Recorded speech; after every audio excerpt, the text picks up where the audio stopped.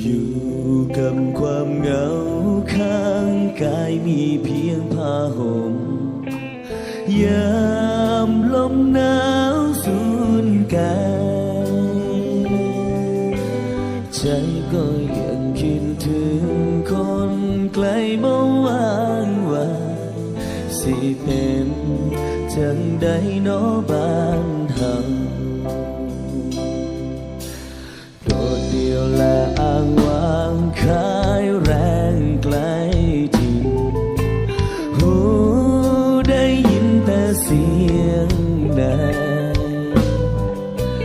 แต่ยังคงเข้มแข็งเรื่อยไปบนแน่งนาย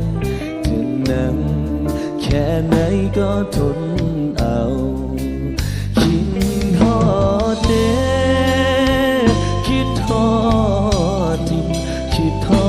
ดแนวทิ่งคิดฮอดคนอยู่ทางหลังคิดฮอดกองไฟที่ปล่อยแม่ดังคิดฮอดความหลังบุญบ้านเฮาไหลเรือไฟวันไหนแรงใจถอยก็ยังมีรูปถ่ายเก็บเอาไว้ที่ใต้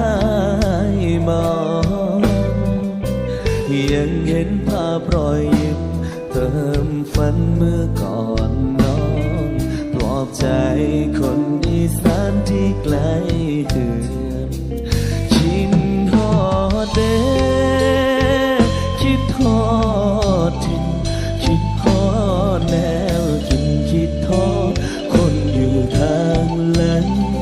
คิดฮอดกองไฟที่ปล่อยแม่ดังคิดฮอดความหลังบุญบ้านเฮาไหลเรือไฟคิดฮอดเด้คิดฮอ